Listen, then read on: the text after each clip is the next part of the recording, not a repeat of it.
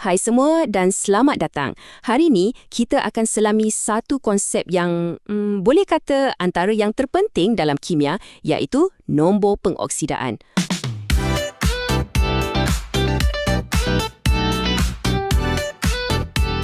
Anggap je ia macam satu kod rahsia yang ahli kimia guna untuk nampak pergerakan elektron yang kita tak boleh nampak dengan mata kasar.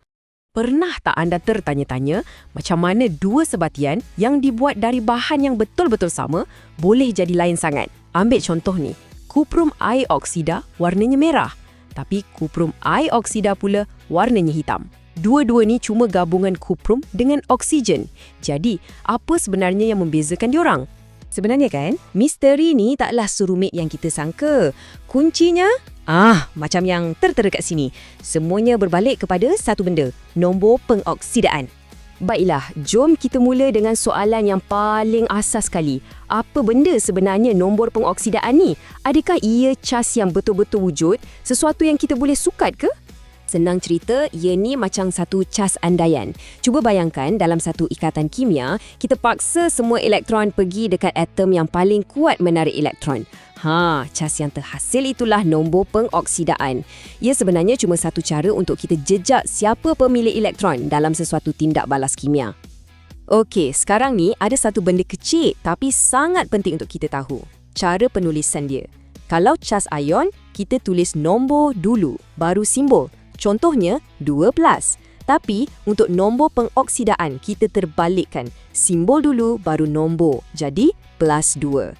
Nampak macam tak ada beza kan? Tapi ia penting untuk membezakan cas ion yang sebenar dengan nombor pengoksidaan yang kita kira.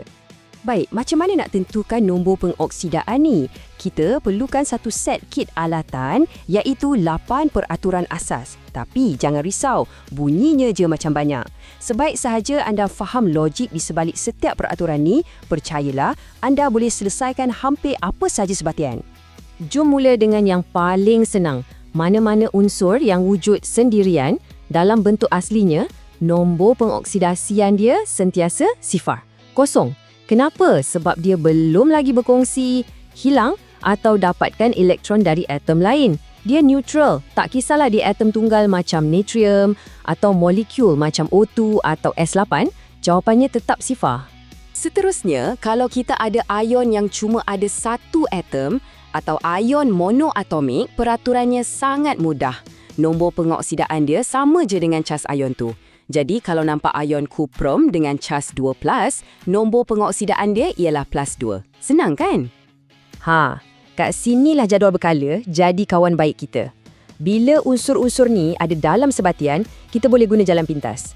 Logam alkali, kumpulan 1, macam natrium atau kalium, hampir sentiasa +1. Untuk kumpulan 2, macam magnesium, +2. Dan untuk aluminium, dalam kumpulan 13, biasanya +3. Peraturan ni memang jimatkan banyak masa. Okey, peraturan yang ini pula sangat-sangat penting. Bila atom-atom bergabung dan membentuk sebatian yang neutral, maksudnya tak ada cas, jumlah keseluruhan nombor pengoksidaan mestilah sifar. Macam dacing yang seimbang. Semua cas positif dan negatif tu saling membatalkan antara satu sama lain. Peraturan ni pula, macam sambungan dari yang tadi. Macam mana pula kalau kita ada ion yang terdiri dari banyak atom atau ion polyatomik? Mudah je, jumlah semua nombor pengoksidaan tu mesti sama dengan cas ion tu sendiri. Jadi ia bukan lagi sifar tapi ikut apa saja cas yang tertulis kat ion tu. Sekarang kita tengok unsur yang spesifik sikit.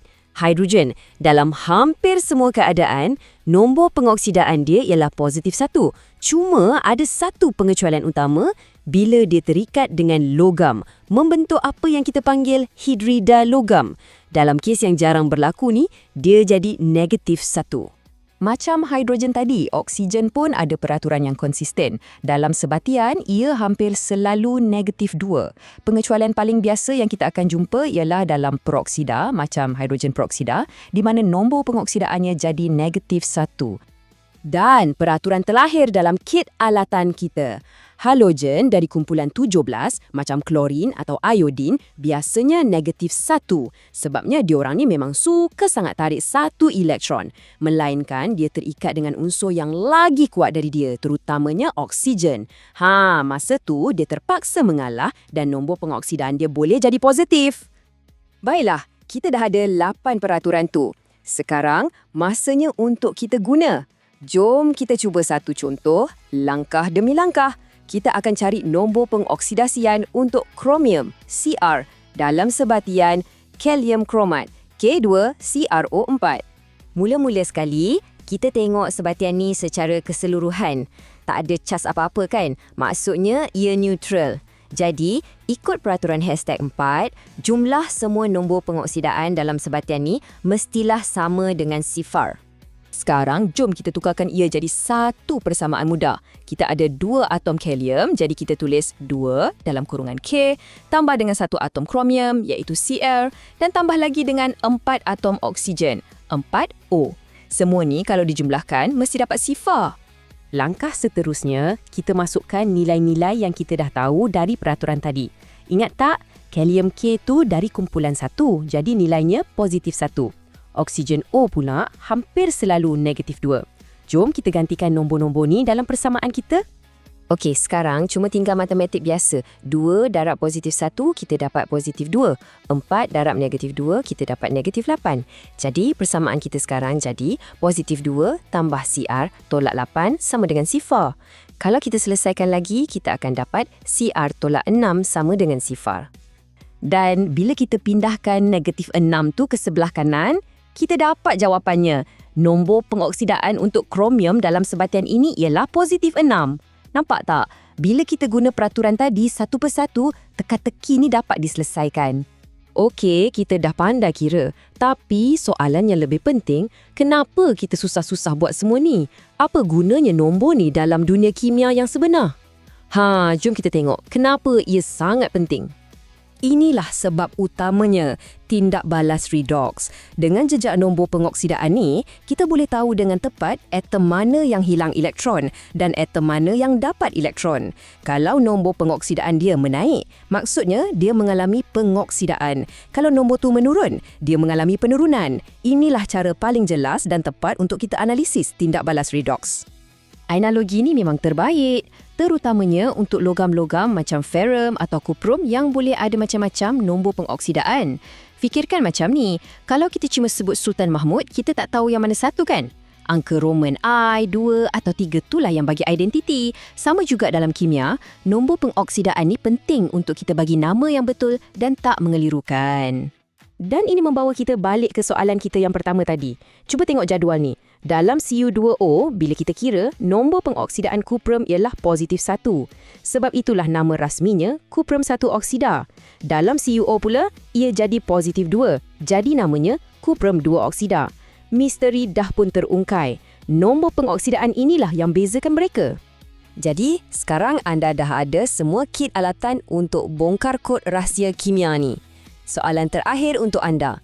Dengan kemahiran baru ni, adakah anda rasa lebih yakin untuk tengok mana-mana persamaan kimia dan tentukan mana satu yang dioksidakan dan mana satu yang diturunkan? Cuba fikirkan sebab anda baru saja buka satu lagi pintu pemahaman dalam dunia kimia.